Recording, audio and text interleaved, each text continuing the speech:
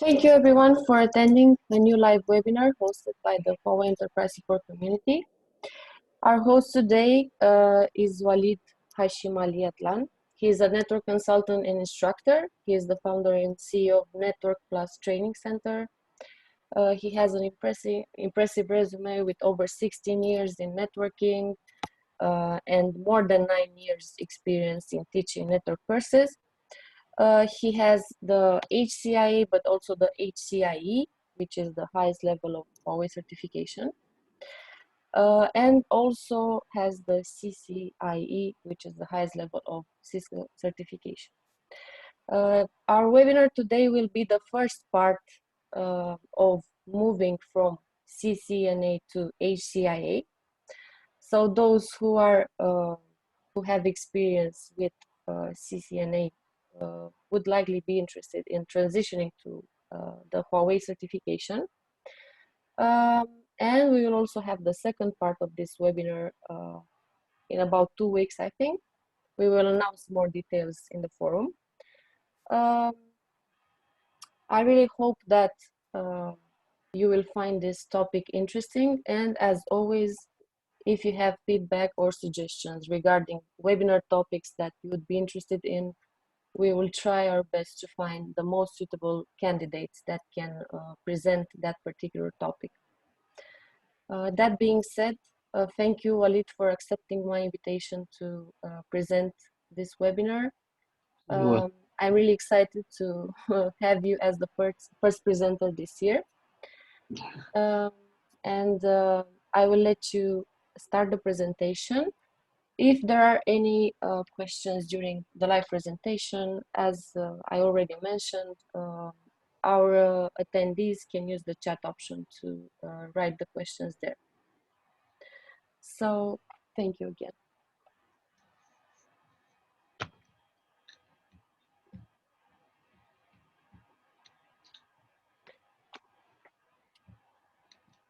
Okay, hello everyone.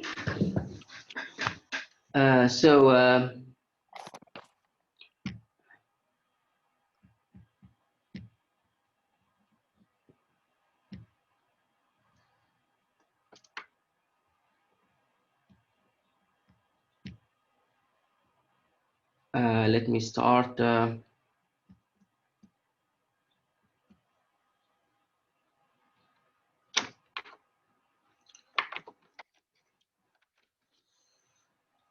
Okay, first of all, I would like to thank Elena for the introduction, for the cool introduction, and also I would like to thank Huawei Enterprise Forum for giving me the chance of presenting this webinar.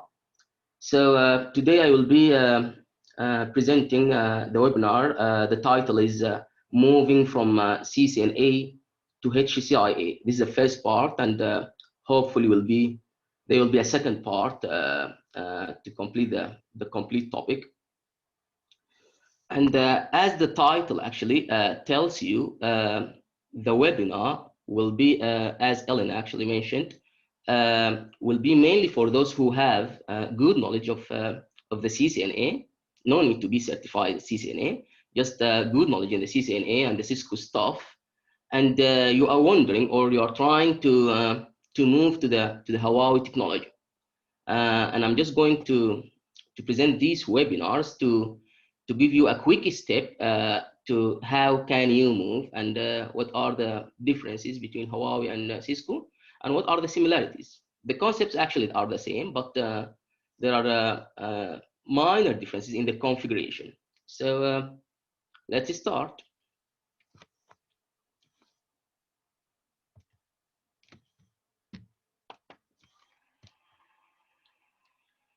Actually, this is a brief introduction about myself. I don't think there is a need to repeat the introduction again, because Ellen has already done that on behalf of me. So I think it's better to move to the next slide. Yes. So these are the main lines that I will be covering. First of all, I will talk about Huawei as a company and Huawei certification system. That will be a couple of minutes, by the way. And also I will speak about Huawei HCIA Datacom course contents. That also will be a couple of minutes. The main focus of this webinar will be about Huawei implementation of network concepts in the associate level, in the routing and switching, or in the Datacom area. This is a bit details regarding the webinar, because these are the main topics. Here the topics a little bit detailed. So introduction about Huawei as a company, Huawei certifications. Then I will start introduction to Huawei Datacom certificate, Huawei CLI environment, which is very similar to Cisco CLI environment. How can we assign IP address for Huawei routers? How can we do Huawei static routes? And how can we do default routes in Huawei routers? And the implementation of the Ospf in Huawei routers.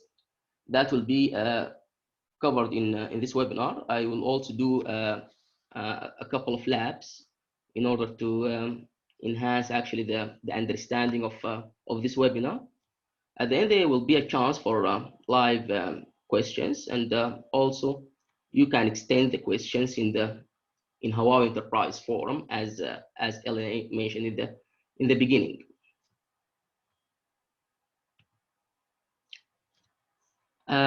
So this is the first point, which is Huawei company. Actually, I think most of you, if not all of you, actually know Huawei. Huawei now is not a big company. Actually, it's a leading provider. Everyone in the world, even the non-technical people, know Huawei company. Huawei founded in 1987. It's really a leading global provider in the ICT. It's employing more than 197,000 employees who are working around over 170 countries. And Huawei is serving more than 3 billion people. So it's really well known for everyone. Everyone, even who is not technical, definitely has dealt before with Huawei smartphones. So it's an easy job for me to just to repeat what Huawei is now. Okay. Regarding Huawei certification system,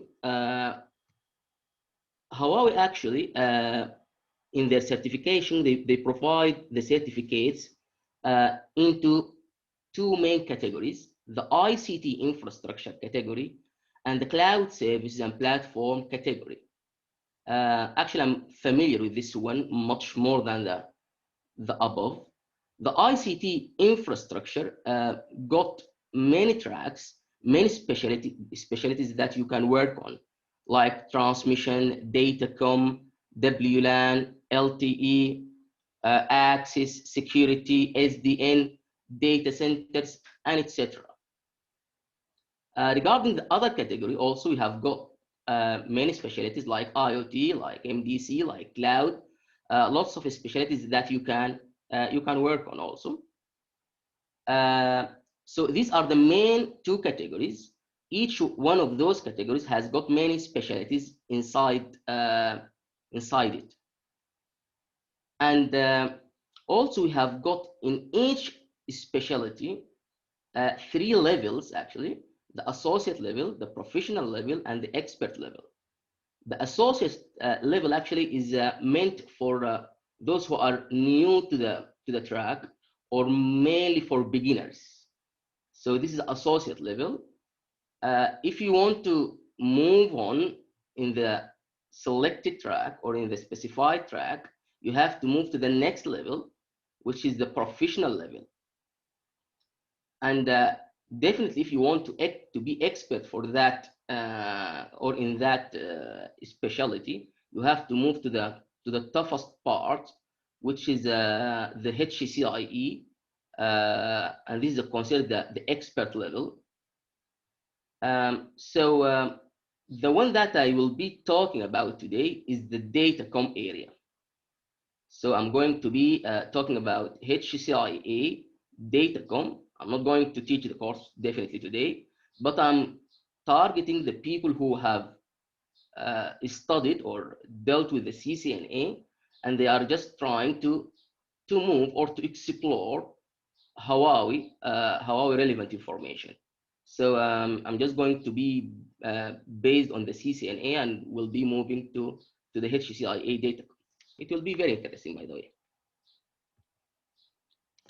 So for those who probably after finishing the two webinars become very interested to move to the HCIA Datacom and to be HCIA Datacom certified, here are the contents. And if you have studied the CCNA, you can see the similarities between the topics. In the HCIA Datacom contents, normally it covers data communication network basis, network reference model, Huawei VRP. VRP, by the way, this is the operating system of the network device of Huawei. It's like the iOS in Cisco. Network layer protocols and IP addressing, IP routing basics, Ospf basics, Ether switching basics or Ethernet switching basics, VLAN principles and configuration, STB principles and configuration, inter-VLAN communication, ETH trunk I stack and CSS, ACL principles and configuration, AAA principles and configuration, network address translation, NAT, network services and applications, WLAN overview, WAN technologies, network management and OM, IPv6 basics. Here are the emerging technologies or the new technologies, introduction to SDN and NFV, network function virtualization, network programmability and automation, typical campus network architecture and practices. Actually, in this point, I just want to mention what I have personally experienced regarding Huawei certification. It does actually teach you the technology, how to configure the routers, how to configure the switches, the theoretical concepts about the OSP, the theoretical concepts about RIP or static routes, default route, VLAN. It does teach you this stuff. But what is the bonus of Huawei certification or Huawei curriculum, by the way, is that actually it has got sometimes sections tells you exactly what you will be doing in the real job. When you are a network engineer, what you will be expecting to do, what are your daily activities to be doing during the job. That actually is really very crucial part that Huawei adds to their certificates. For example, if you have done the Cisco or Huawei, both of them are great. Both of them are really awesome regarding giving you the right technology, the right experiences. It guides you to the right technologies. But in Huawei, you can really notice that there are sometimes in the curriculum, a part describes the daily activities, the troubleshooting techniques. For example, in the HCIP, I really find the third paper, the IEEP exam of the Huawei HCIP, it teaches you how to design like a campus network, how to design a multi-branch office, how to design a VPN, how you troubleshoot, how you operate the network. It's really a very useful part, because for those who are just studying and haven't been like in a job before, they give you like a training during the course of how can you do in the job. What are the processes that you can follow when you are doing the job. It's really good part in Huawei certificates and Huawei curriculum. Now let's move to the configuration or to the Huawei CLI environment compared to Cisco. I think it's better now to move to the board a little bit. Okay.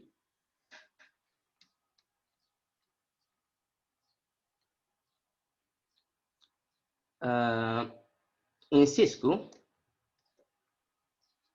people actually get used to have in the CLI 3 modes. If you can remember, we have got the user mode, and that is the mode where normally you find the sign of the greater than beside the router name. And also we got the enable mode,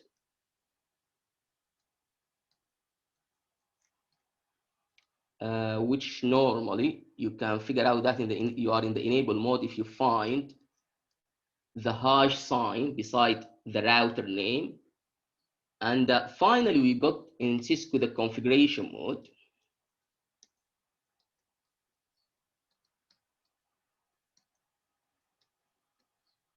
And you can figure out that you are in the configuration mode in Cisco if you find this sign, which is config hash beside the router name.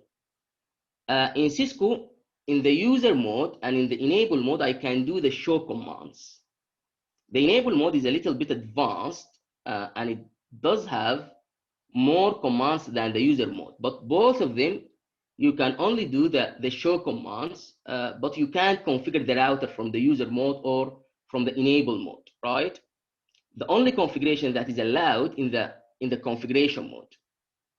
And in order to move from the user mode to the enable mode, you type the command enable. And to move from the enable mode to the configuration mode, you type the command config T or configure terminal. And if you want to return back to the previous step, you normally type exit. In Huawei,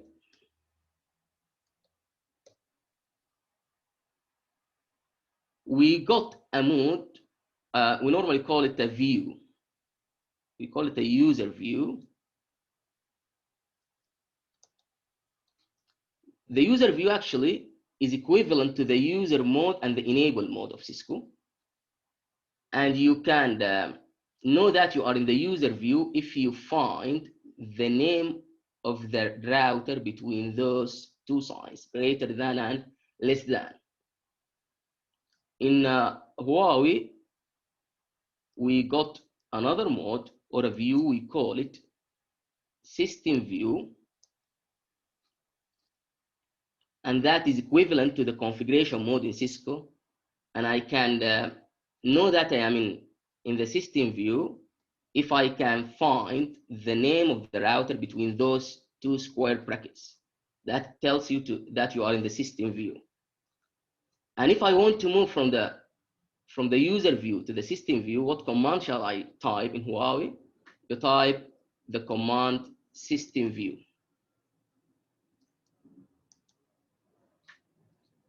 And if I want to return back from the system view back to the user view, what command shall I type? You type normally quit.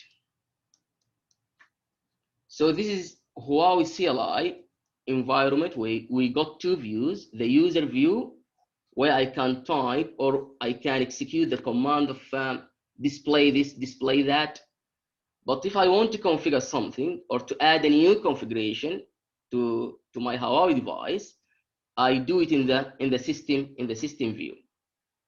That in general, by the way, okay.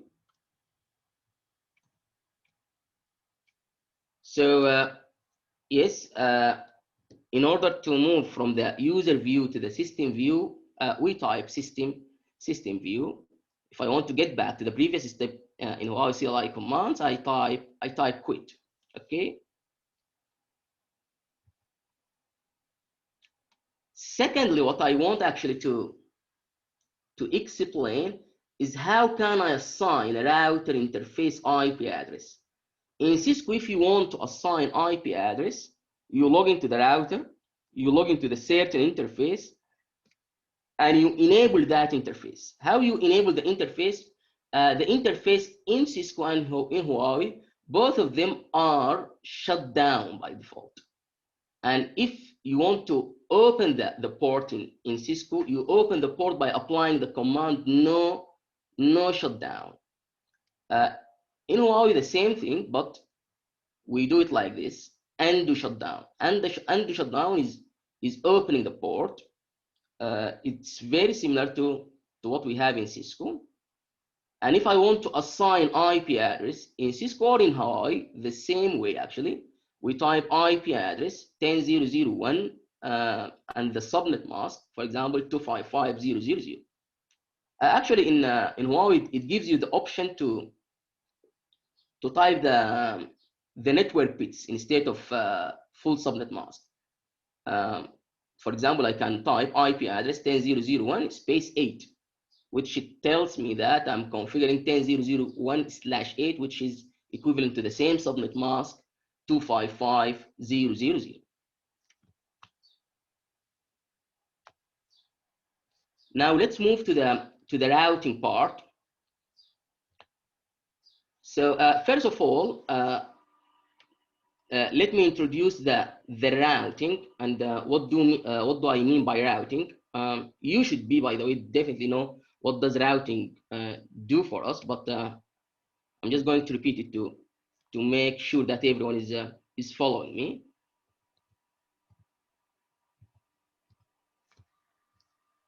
So here, suppose that we have got like this network, R1, R2,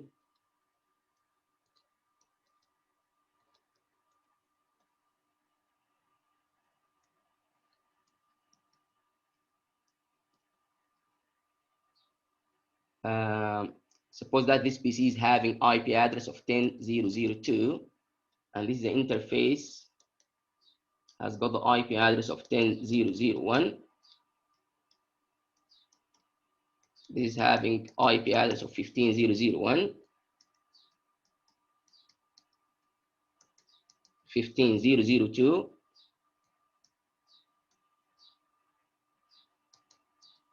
20.0.0.1, and 20.0.0.2.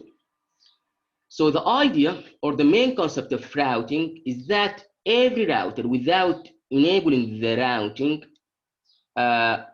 each router just knows the directly connected networks. I mean, R1 in its routing table will be having 10.0.0.0 reachable through its interface fast Ethernet 0/0, and also has got 15.0.0.0. It's reachable through its interface FA01, right? And R2 will be knowing those two networks, 20.0.0.0, reachable through fast Ethernet 0/0, and 15.0.0.0 reachable through FA01. Because every router in the network, by default, after assigning the IP addresses and enabling the interfaces, every router knows only the connected networks. And this is why R1 knows only 10.0.0.0 and the 15.0.0.0, and similar to R2. So if I send a packet saying that I'm going from 10.0.0.2, which is this PC, and I want to move to the other IP address, which is 20.0.0.2. When the packet reaches R1, R1 will be dropping the packet. Why? Because the 10.0.0.2 is not identified here in my routing table. So the main job of the routing can be divided into two parts. Routing actually tells the router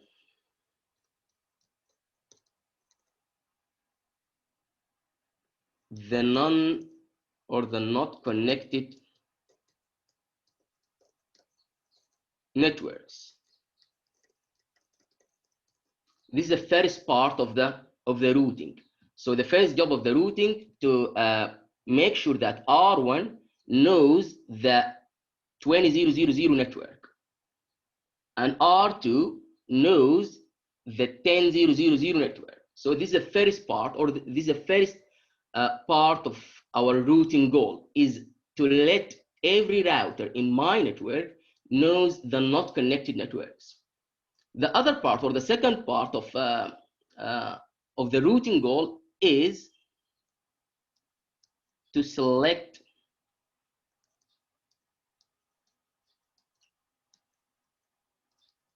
the best path if I got more than one path to the same destination. I mean, if R1 has got another connectivity to R2, one of the main jobs also of the routing is that to tell R1 which route should I follow in order to, or which is the best route to follow to find the 2000 network. Shall I move through this direction or this direction? Also, this is a job of routing. So let's repeat this again. The main job of the routing is to tell the router the not connected network, and secondly, to select the best path. And normally in this point, actually, I just want to mention two relevant concepts. Sometimes could be confusing to some of us. I just want to differentiate between the routing protocols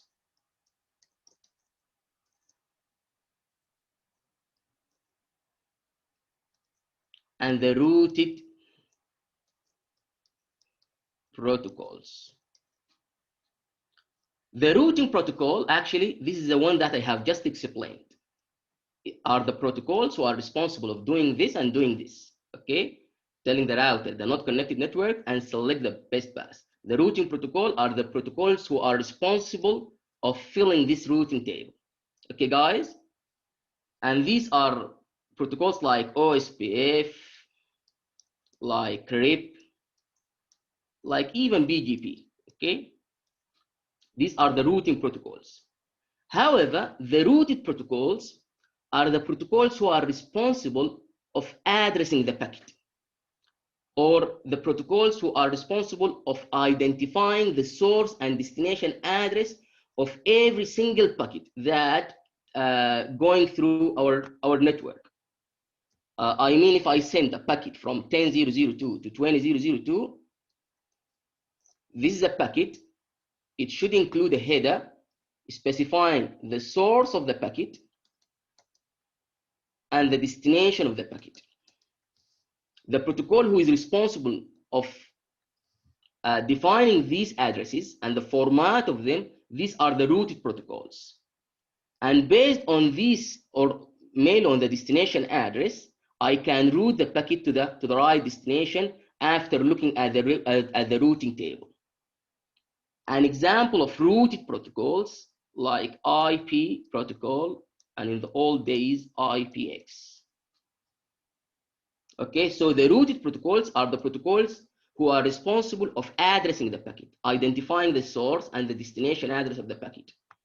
However, the routing protocols are the protocols who are responsible of filling the routing table, responsible of letting every router in the network knows the not connected networks, and then select the best path.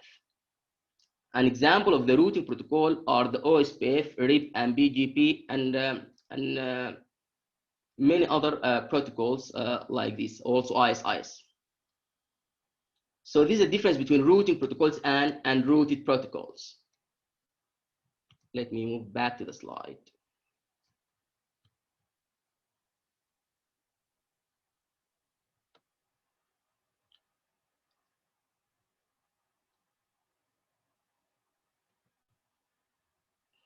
So if you can just see this diagram here, if I didn't enable routing, this router will only know the connected networks, which is this one and this one and this one. And this router also knows the connected network, which is this one and this one and this one and this one. And if I try without routing to send a packet from this network to this network, it won't be successful. Why? Because the intermediate nodes doesn't know the source node and the destination node. So the packet will be dropped in the first router here. However, if I enable routing, the intermediate nodes and the whole nodes in my network actually will know all the networks that I have. And the second thing, it will select the best path for each network. So this is the main job for routing. Okay, guys.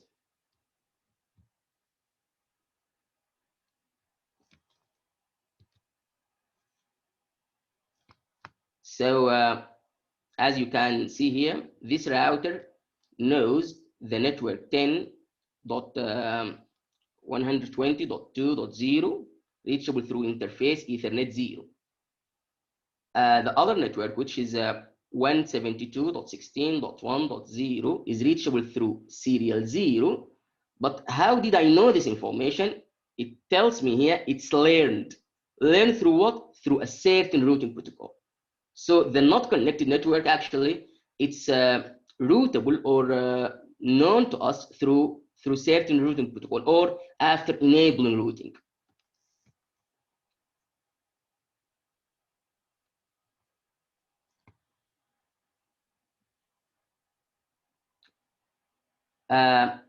So here, if I just asked, in this network, if I just want to make a ping from 10.0.0.2 to 20.0.0.2, do I need to enable routing in this scenario?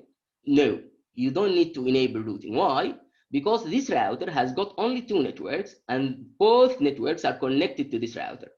So there is no not connected network in this scenario.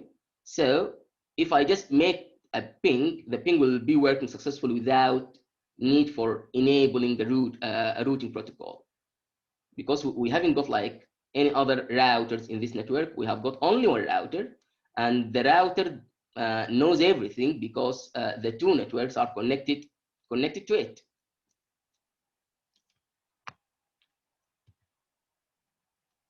All these concepts actually should have been covered in the CCNA actual course, and you should be familiar, but I'm just repeating it again.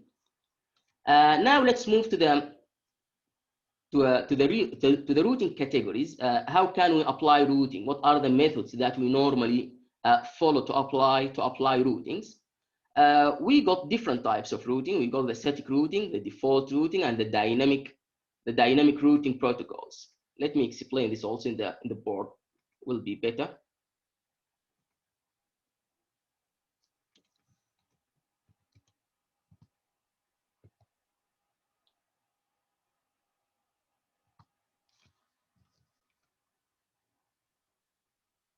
So here, routing can be divided into three categories: static routing, default routing, and dynamic routing protocols.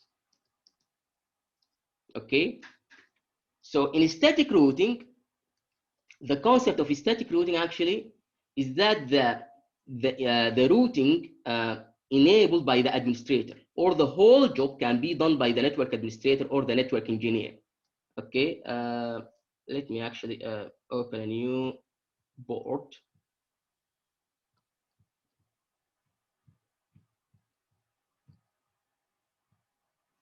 Okay, suppose that we have got this network here.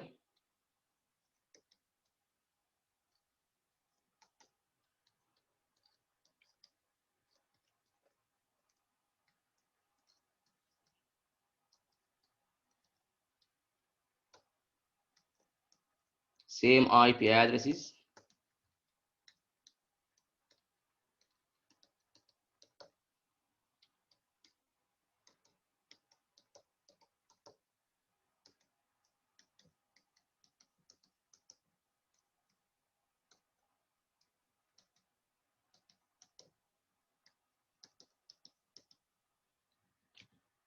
This router will know the networks 10.0.0.0 reachable through fast Ethernet 0.0 and 15.0.0.0 reachable through interface FA01. Here we got 20.0.0.0 reachable through interface fast Ethernet 00, 15.0.0.0 reachable through interface FA01. So here I want R1 to know the 20.0.0.0 and R2 know the network 10.0.0.0 through static routing. So in the static routing, the administrator or the network engineer should go to every router in my network and tells that router how to reach the not connected network. So as an administrator, I will log into this router and manually configure that the 20.0.0.0 is reachable through this interface. And then move or log into this router and configure this router manually that the 10.0.0.0 is reachable through 15.0.0.1. So in static routing, the all not connected networks is manually configured through the administrator, which will be actually a heavy job for the administrator if the network is not small. So the static routing actually is not recommended in medium or large networks. If you have got simple network like this, you can do the static routing, but it's not flexible to do so actually. So so this is static routing or the static routing configuration. The second option, which is the recommended one, is the dynamic routing protocols. The dynamic routing protocol actually is much dynamic, much more flexible for the administrator, and much smarter compared to the static routing. How is that? In the dynamic routing protocol, you just enable the routing protocol in R1, you enable it in R2 in your routers in the network. And then the routers will dynamically start exchanging information. Each router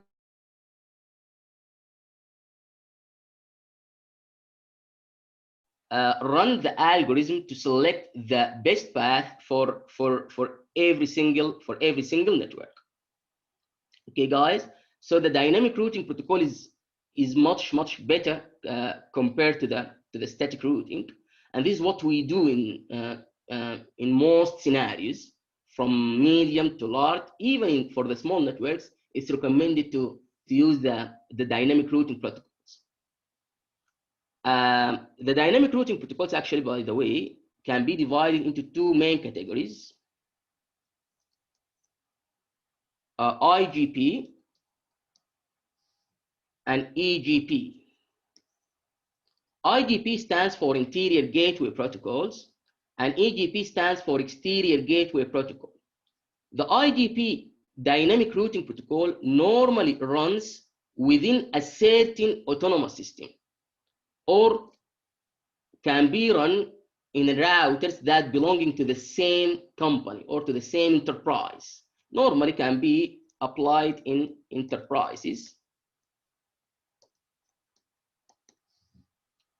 And EGP can be run between different autonomous systems or between different, let's say between different ISPs. So if I got like a company X has got many routers inside, what is the recommended routing protocol to be applied in this scenario? You will select one of the IGP protocols. However, if I got ISP1, Internet Service Provider 1, ISP2, and you want to run a protocol between those two ISPs, we run a protocol from this category, which is the EGP, Exterior Gateway Protocol. In this category, actually, we have one protocol that can be run, which is well known, is BGP, Border Gateway Protocol. In the IGP, we have got like two categories under IGP. We got the distance vector, and we got the link state. The link state routing protocol in the IGP is considered actually much better compared to the distance vector. We have got like many advantages of the link state compared to the distance vector, like its convergence is very fast, it doesn't fall in the routing loops, its calculation for the metric very accurate compared to the distance vector. However, you need your routers to be having good hardware specs, because you need like to accommodate certain topology in order not to fall for routing loops, or to make your decisions much better. So here you need good hardware specs compared to the distance vector. Okay.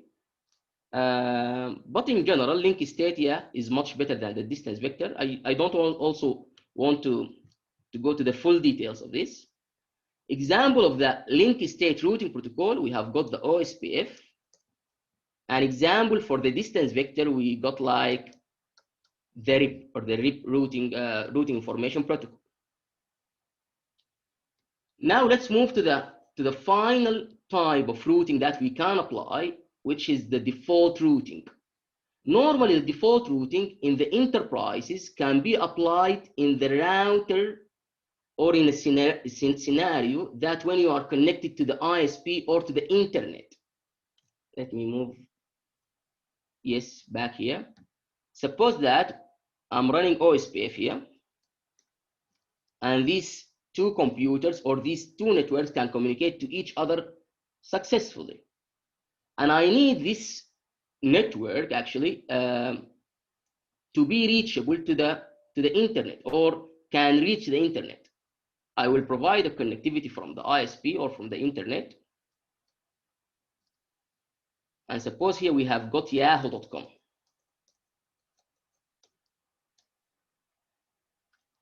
And if one of the computers want to go to the IP of yahoo.com, suppose that the IP of Yahoo is this one, will this computer reach the IP address of yahoo.com? No. Why? Because those two routers doesn't know the IP address of yahoo.com. You can have the choice to configure those two routers manually to tell them that the IP address of Yahoo is this, and you can reach the IP address of Yahoo through this router. This is a way of solving the reachability to Yahoo. However, you have got also hotmail.com.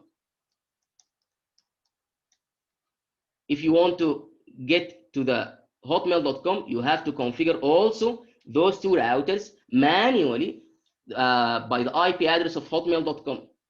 So as you can see, this actually be impossible work to be done, because the internet is having millions of networks.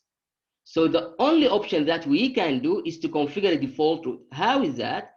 You can go to R2 and make a configuration. I will explain this in a couple of minutes. You make a configuration of a default route. In a default route, you configure R2 that if you don't know a network, just go to this router.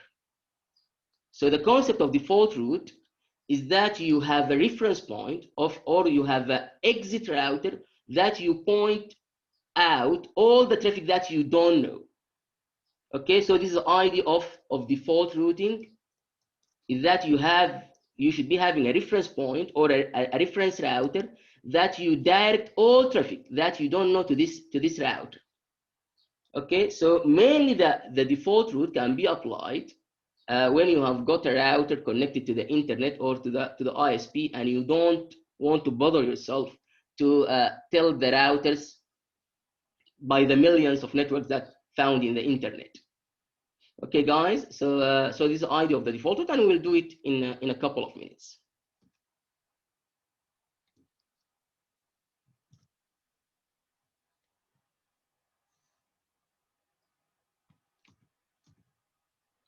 Okay, so these are the three types of routing: static routing, default routing, and dynamic routing protocol. Now let's move to the next slide.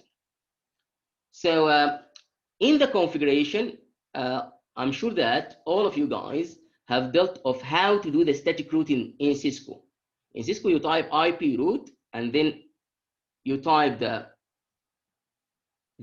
network that you don't know. For example, 10.0.0.0 with the mask 255.5.5.0.0 and the IP address of the next hop or the next router. In Huawei, the same idea, just a little difference here. You type IP route dash static. IP root dash static, and the rest is the same.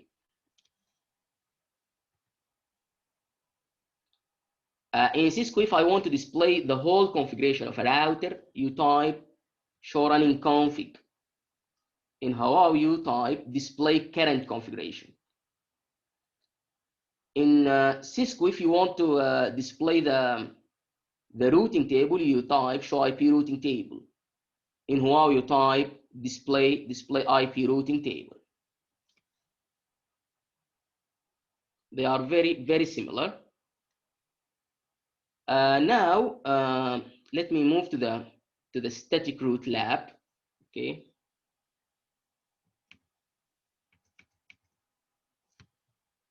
Okay. Normally in Huawei we use ENSP. ENSP is very good, but sometimes it does have certain bugs. But it's very good and powerful. It's actually much more powerful than the packet tracer. You can connect it to the real devices. So it has got lots of options on it. I have already pre-connected the network and pre-started the devices because sometimes it take time to run. So I have already connected them before this webinar. So now let's configure this network. This computer should be having IP address of 10.0.0.2 and the default gateway supposed to be 10.0.0.1. Okay, so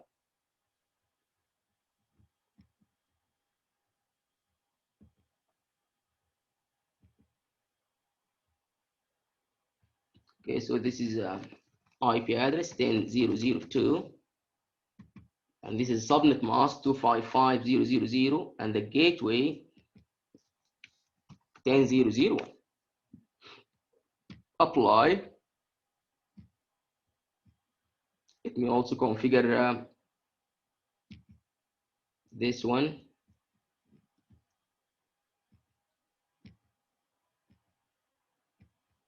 This should be 20.0.0.2 and the subnet mask 255.0.0.0 and the default gateway 20.0.0.1. Okay, apply. Now let's connect to the first router. Yeah, here we go. Here I am inside the CLI environment of Huawei. And as you can see now, which view I am in now? I'm in the user view. How did I know this? You can see that the name of the router between those two signs, the greater than and the less than. So now I am in the user view. So if I want to move to the system view, I should type the command that I mentioned earlier, system view, system-view. As you can see, now the name of the router has changed to be inside 2 square brackets. So I want to configure the IP address of this interface and the IP address of this interface. I will type interface gigabit Ethernet 0/0/0. We will open the interface and do shutdown, and I will give it IP address of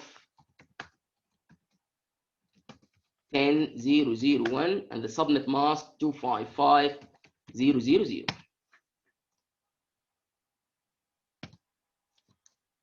I will move to the second interface gigabit Ethernet 0/0/1 and shut down.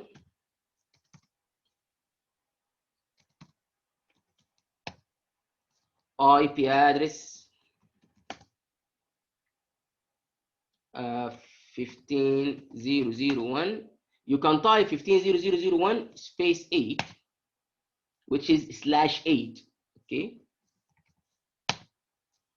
Then I have to configure the static route. So in R1, I should configure route static to the network 20.0.0.0 and the mask 255.0.0.0 should be reachable through this IP address, which is the next hop in this scenario, which will be 15.0.0.2. Okay, so IP route static 20.0.0.0, subnet mask 255.0.0.0 is reachable through the interface 15.0.0.2.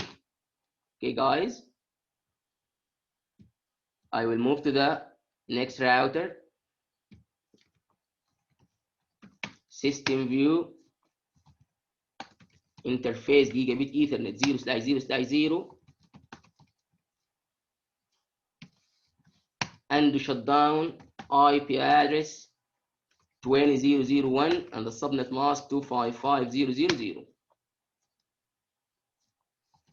Interface gigabit Ethernet 0/0/1. I suppose that you already know the network, okay? And shut down IP address 15.0.0.2 and the subnet mask is 255.0.0.0. Okay. I should also configure the static route for the 10.0.0 network pointed to gigabit Ethernet 0.0.1, okay, or to the 15.0.0.1, I mean. IP route is static 10.0.0.0.0. Subnet mask is 255.0.0.0.0 is reachable through the IP address 15.0.0.1, okay.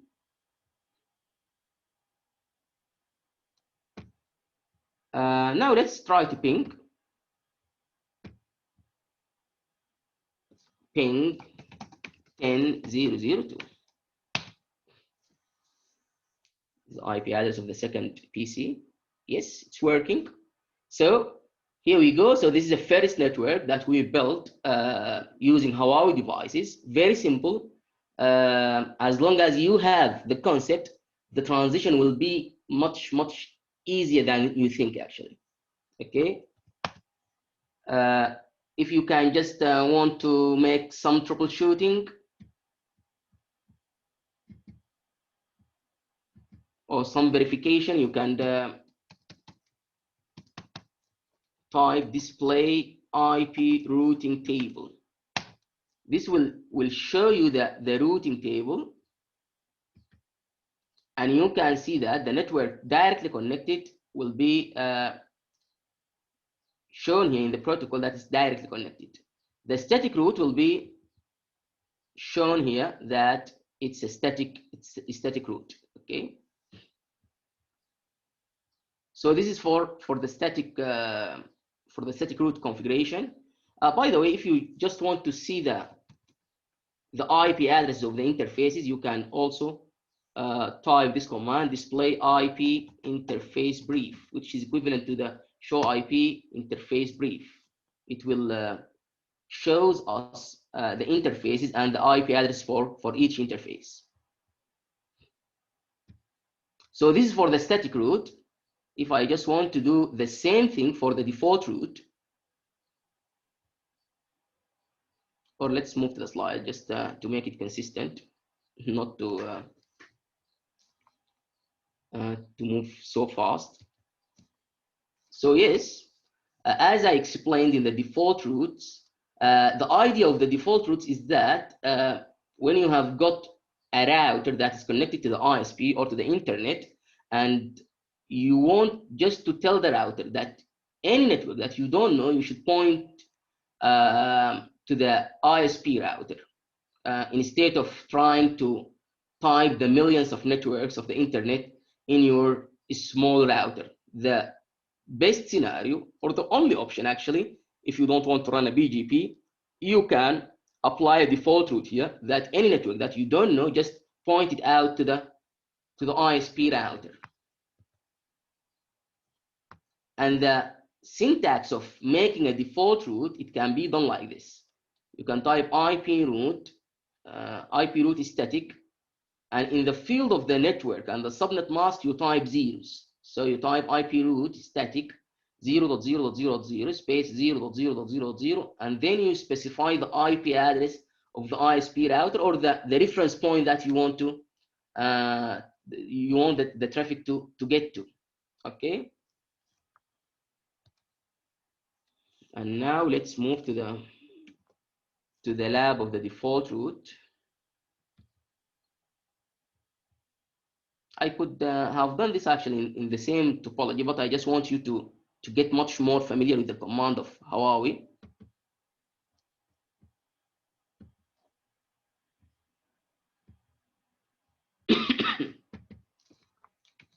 $10,002. By the way, I love class A because it's very short. 255 and the gateway is 10,001. Apply.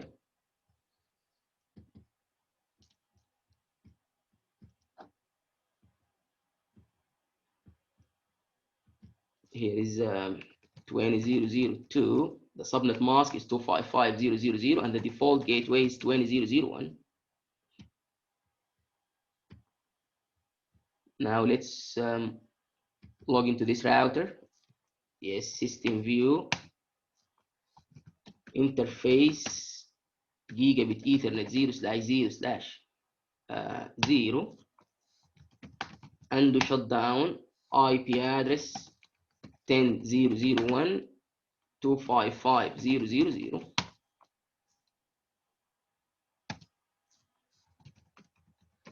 Interface gigabit Ethernet 0/0/1, undo shutdown, IP address 15.0.0.1.255.0.0.0. Okay, here in this scenario, I don't have an ISP, but I'm just going to make a simple configuration. I will be doing a default route that R1, if he doesn't know a certain network should point to the R2, and I will configure a default route in R2 that if you don't have an or if you don't know the network, you should point the traffic to R1. So I will make a default route in R1 pointed to R2, and I will make a default route in R2 pointed to R1. And then when I test by pinging from 10.0.0.2 to 20.0.0.2, the ping should work fine. Okay. So here I will make a default route. The syntax IP route static 0.0.0.0.0.0.0. Any network that you don't know, I should go to the 15.0.0.2.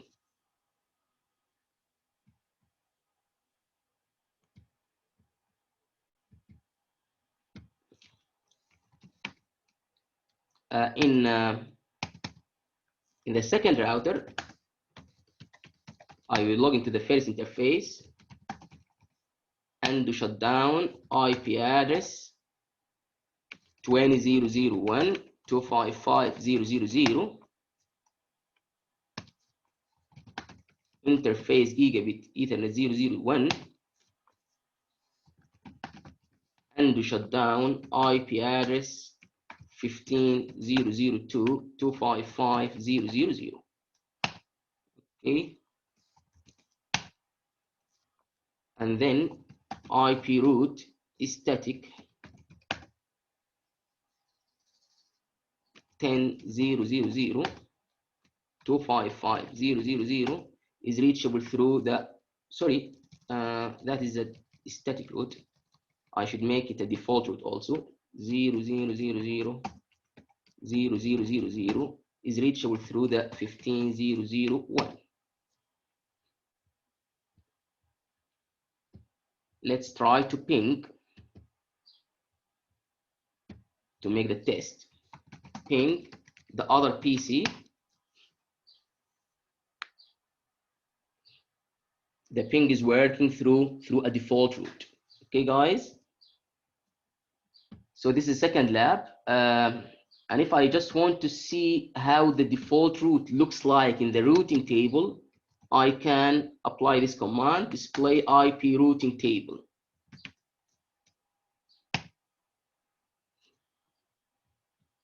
You can see it here. It's a default route through static, but here you can see the destination, the mask is 0.0.0.0.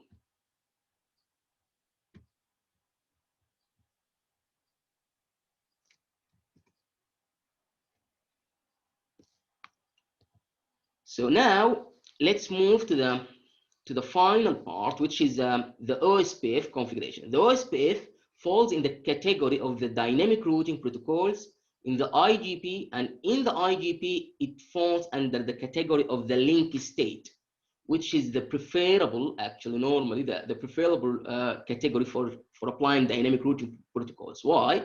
Because it's considered, as I mentioned earlier, much intelligent compared to the distance vector. You won't fall in a routing loops. Your convergence will be very fast. If you lost your path to a certain network, you will find that the alternative path very quickly. You don't consume bandwidth by sending many messages in the intermediate links, unlike distance vector. It has got lots of advantages compared to the competitive or to the peer category, which is the distance vector. And however, in Ospf or in link state in general, you need your routers to be having good hardware specs, as I mentioned earlier. Why? Because Ospf mainly depends on the topology.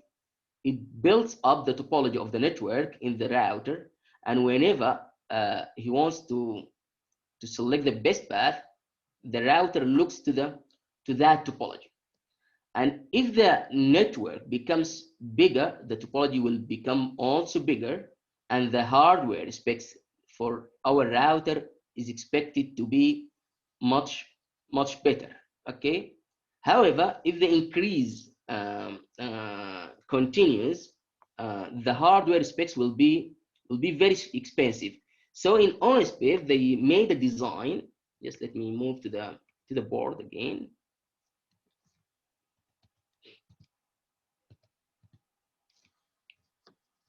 In Ospf, they made a design like if I got networks or routers connected like this,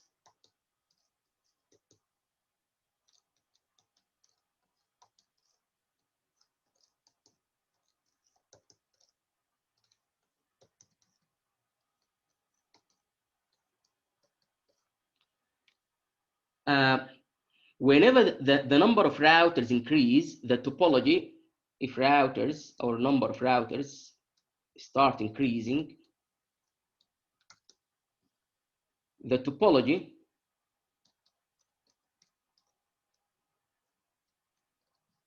will become bigger.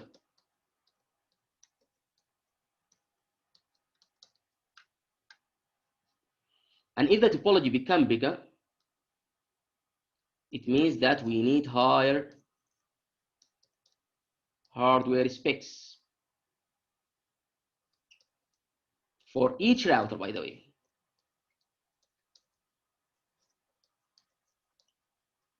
And what does that mean? It means that each router will be highly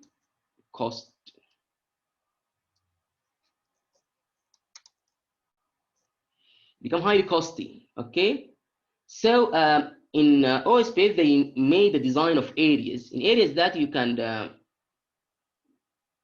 probably make this one as area 0, or make these networks belonging to the area 0, and this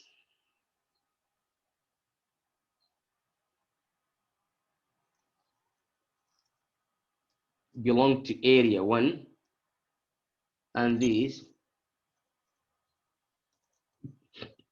belonging to area 2. And each router or every router should only know the topology of that area only.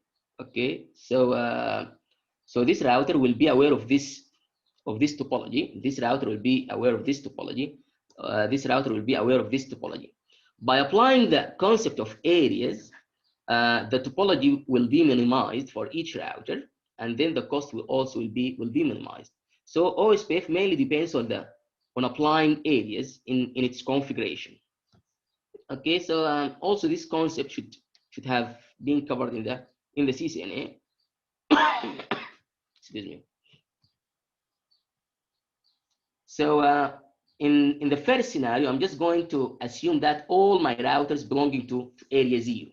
How can we do the configuration of the OSPF if all of them are belonging to area 0? First of all, you configure the OSPF, or you enter the OSPF process by typing OSPF, and you select any number for the process ID of the OSPF. Then you type area 0, and you type the networks, network 192.168.1.0, and you type the wild mask 000.255. Here also you type the network and you type the wild mask. The wild mask actually, it tells you where is the OSPF will be running. So when we type 000, it means that I want to compare the first 3 octets, which is 192.168.1. So the OSPF area 0 will be running in the interfaces that its IP address is start with 192.168.1. And same here also, it will start in 192.168.2. I will do the same configuration in R2, and I will do the same configuration in R3. And the network also should be working fine by doing this configuration of OSPF. Let me do this.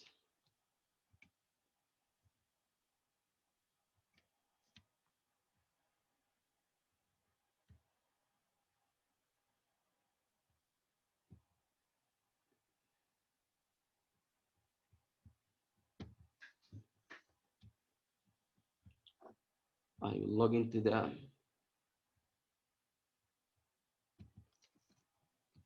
first PC 10.0.0.2. The mask is 255.0.0.0, and the default gateway is 10.0.0.1. Okay. Here, all of these routers will be belonging to the same area, which is area 0. Here is the second one.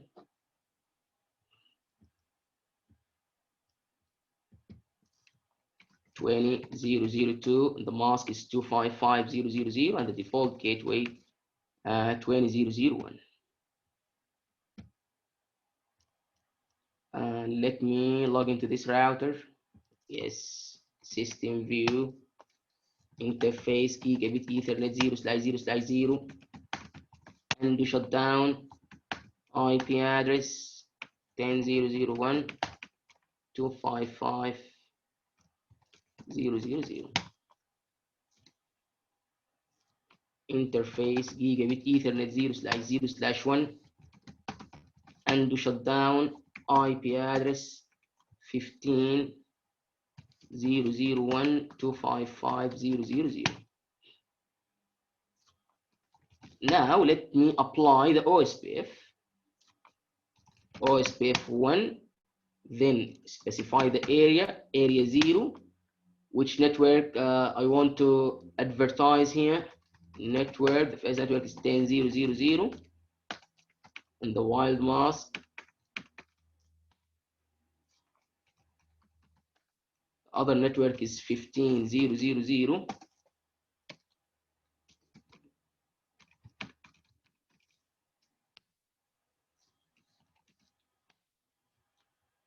Now let me move to the second router. Interface gigabit Ethernet 0/0/0, and to shut down IP address 20.0.0.1.255.0.0.0. Interface gigabit Ethernet 0/0/1, and to shut down IP address 15.0.0.255.0.0.0. Let me configure the OSPF here. OSPF 1, area 0, network 20.0.0.0, 0.255.255.255, and network 15.0.0.0, 255.255.255.255. Those will be belonging to the area 0. Yes, I got a message that the OSPF neighbor has become successful. So in the OSPF, actually you discover your neighbors. The neighbors are the routers who exchange their topology and their routing information with you. So if I want to know the neighbors that I have, I can type display OSPF peer. Okay, so this will tell you the neighbor or your peer. Okay, in Cisco we type show IP OSPF neighbor. Here we can type display OSPF peer brief. Yes, it tells you that you have got a peer through interface gigabit Ethernet 001, and that is the ID of your neighbor. If I want to check the routing table, by the way, you can type display IP routing table, and you can see that the network 20000 has been learned through OSPF. Okay. If I just want to make the ping for verification, you can type ping 20002 and the ping is successful. The ping is working fine. Also, we can in the OSPF apply multi areas. So here I just want to use two areas. Let me move to the board again.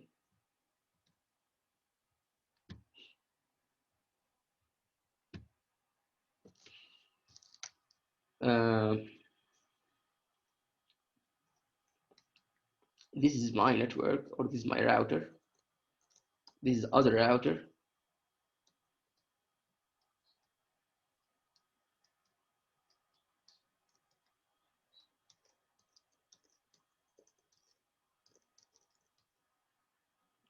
Ten zero zero two.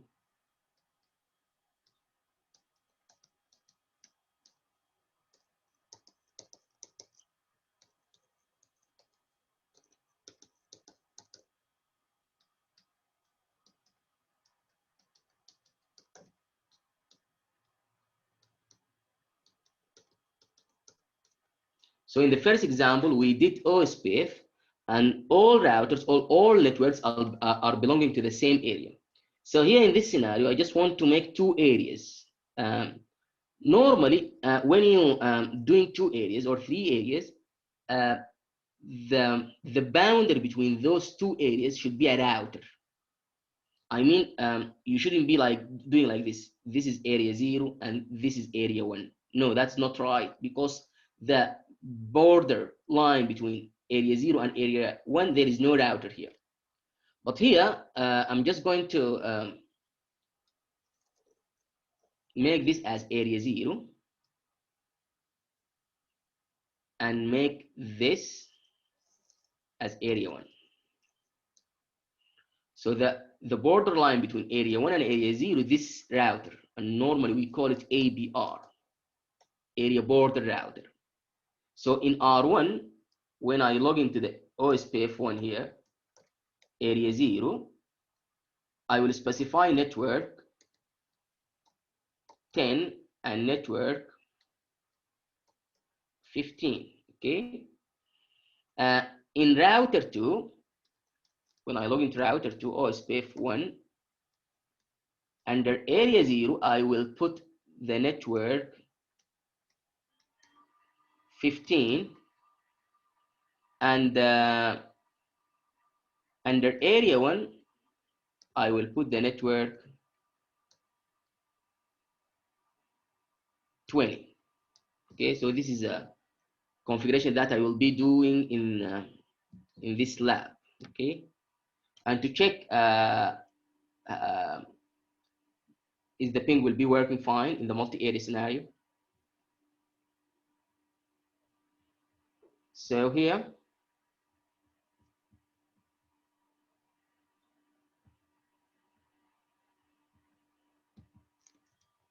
10.0.0.2 255.0.0.0. The default gateway is 10.0.0.1. Apply.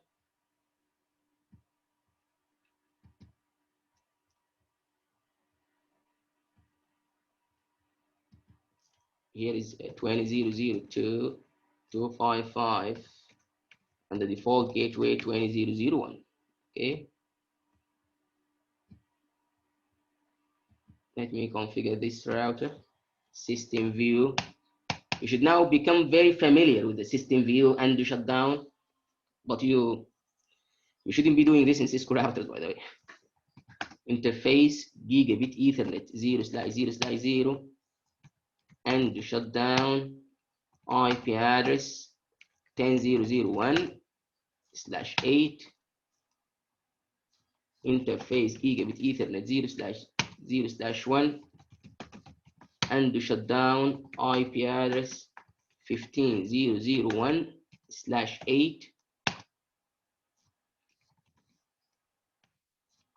Ospf 1 area 0 network 10.0.0.0 the wild mask 0 255 255 255 and network 15.0.0.0.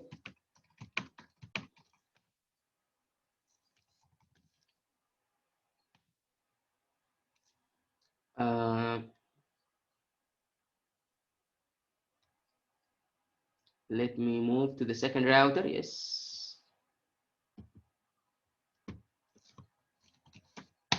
System view, interface, gigabit Ethernet. By the way, if I just want to make a name for my router, you can type this sysname. It's equivalent to host name, sysname, and you type it like R8. Here I can also specify the name by typing sys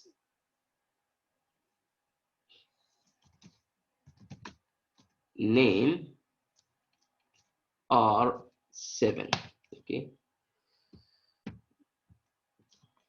Interface gigabit Ethernet 0/0/0 and the shutdown IP address 20.0.0.1 255.0.0.0. Interface gigabit Ethernet 0/0/1 and the shutdown IP address 15.0.0.2 255.0.0.0. Let me configure the Ospf 1 area 0 network 15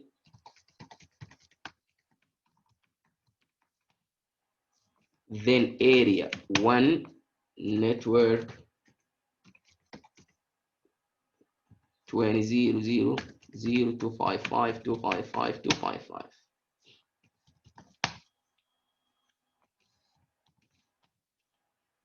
Now let me check ping 20.0.0.2. The ping is working also in a multi-area scenario. So so here, as you can see, we've done the static route, we've done the default route, we've done the OSPF single area, we've done the OSPF multi-area. We can do it, by the way. If I just want to disable the OSPF, I can type undo OSPF 1. Do you want to delete the OSPF? Yes. Delete it. You can type rip network 20.0.0.0 network 15.0.0.0 in R7.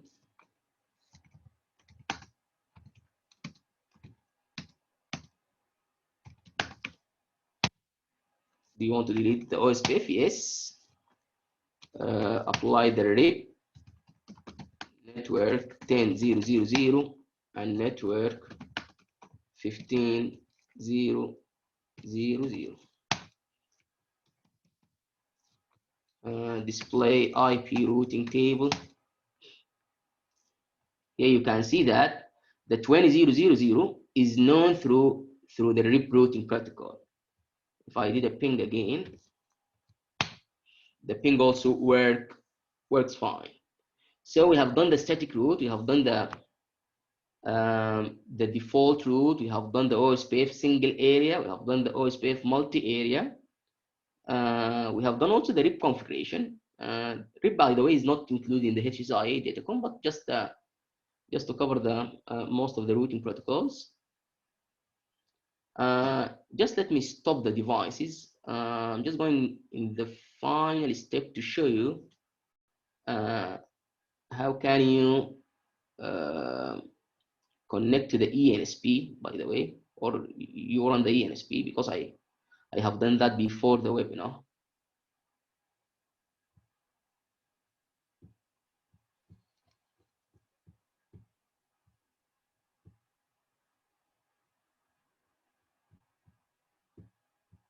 Let's close the topology.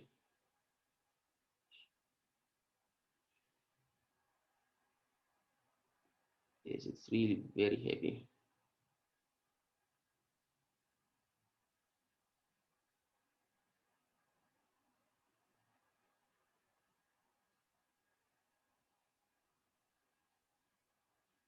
Yes, the ENSP has stopped. I'm just going to reopen the ENSP just to show you the start of it. It will be installed in your PC as any other applications like JNS3, like Packet Tracer.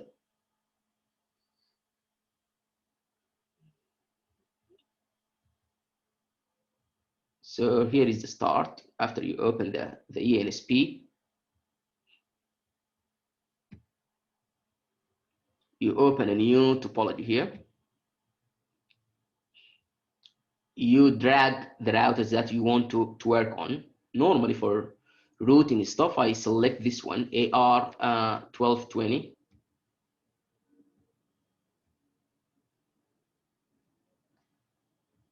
You can drag switches, or you can direct, if you don't have something to do with the switch, you can drag the PCs directly. Regarding the connectivity, I use a copper from Gigabit Ethernet 00 to the PCs, Gigabit Ethernet 00 to the PCs, and then from the Gigabit Ethernet 001 to the Gigabit Ethernet 001. And you start the simulator from here. You start the devices from here.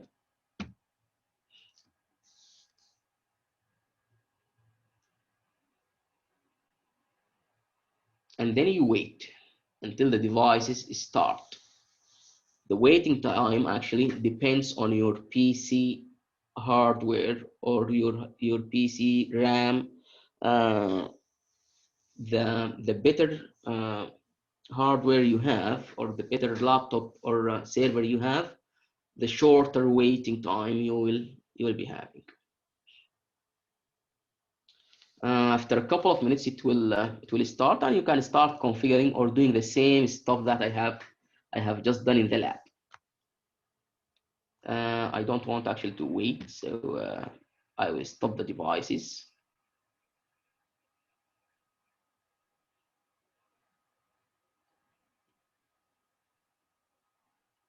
I think I have to wait for stopping.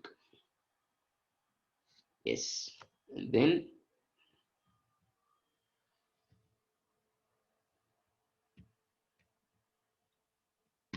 yes, then finishing.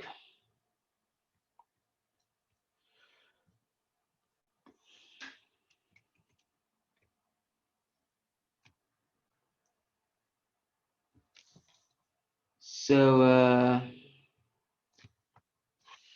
so yeah, here we go. I think we finished our webinar. Yes. We received a lot of great feedback for this session. Okay. It seems that many participants are interested in this topic, so I really think that we should have at least the second part of it. Okay. Some of the participants have already expressed their interest to attend the second one as well, and have shared their email addresses with me. I will inform them in private when we arrange the second part of the webinar, Okay. just Good. to make sure that they will not miss it. Okay. And of course, your presentation skills made the difference because you have a natural ability to teach, which I think is very, not very, but it's quite rare maybe. Okay. Good. Good. Thank you. So thank you all for sharing your feedback. As I said in the chat, your feedback is extremely important because we use it to know what topics you are interested in, and what kind of information you are interested in. So it's great that you are telling us that this webinar was a great one for you, so that we have a direction for the future webinars as well. Okay. Okay. This is just the overview of the Huawei Enterprise Support community. We are organizing these webinars. Attendance is free, so learning is free. I think this is one of the greatest advantages of our community. We try to make learning available to everyone who is interested to learn more about Huawei Enterprise products, solutions, and certifications. We have over 330,000 registered members worldwide, an extensive knowledge base that you can use to learn from. We provide solutions to any questions that get posted in the community. You will receive a solution in under 24 hours from the Huawei experts and also external experts. We have a public recognition and reward system for the most active members as the Elite Users Program, the high coins, which are the internal currency of this community, and rewards in the online shop. And also, as many of you know, we have monthly activities with rewards and webinars like this one, which is not only a great chance to learn from some of the best people in the industry, but it's also a chance to win one of the gift cards that we provide for the participants. So that being said, since I mentioned the rewards, I will kindly ask Waleed to move to the next slide so Okay. that I can present the first activity. As I promised, there will be an activity for the live session participants. I think that I know that sometimes it might be difficult to attend a live meeting. So for 5 of you who attend this live meeting, we have prepared an exclusive activity. All you need to do is go to this webinar post that I also shared. I will share it again here in the chat. And you need to type in these words I mentioned in the slide. I attended this webinar. You need to leave a comment with these words in the next 5 minutes. So I will also type in the text here in the chat. You can simply copy paste it. So this is what you have to leave a comment under this post using the words I attended this webinar in the next 5 minutes. But not here in a comment under this post that you can see in the chat. So please leave a comment now. As you can see, the first, third, sixth, 10th, and last commenter will win a gift card. If there are less participants, we will just randomly choose 5 winners. So please leave your comments under the post and not here. So please leave a comment here, guys. I sent you the link. So go to the webinar post and leave a comment there. Okay? Just leave a comment under the webinar post with the words, I attended this webinar. If the comment will be posted later. So later today or tomorrow, it will not be taken into account. So please leave your comments now. You have 5 minutes to leave a comment with this text. After this first activity, which is created exclusively for those of you who are attending the live meeting, I will present the second activity, where you are invited to answer 3 questions correctly in order to win 5 more gift cards. Of course, the same user cannot win 2 different prizes for the same activity. But if you participate in both activities, you have more chances to win one of the gift cards we have prepared for today. So you can still comment in the next few minutes with the words. After that, Waleed and I will present the 3 questions. They are based on the content that was presented today, so answering them will not be difficult. And you can leave a comment under the same post with the correct answers to these 3 questions. Since many of you are interested in this topic, I will send you private messages to everyone who has shared their email address. I will also update this post to announce the second part of the webinar. So please make sure to follow this webinar post. And also I highly recommend you to subscribe to our webinars because this way you will receive email notifications for our webinars. I will share the link again. So this is the subscribe page. You can simply choose the topics you are interested in. So if you are only interested in network, for example, you can select just a webinars enterprise network.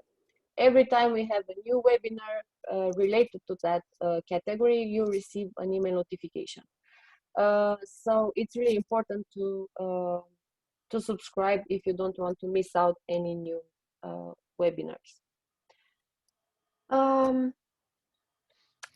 Okay, so I think it's time to present the second part of this activity.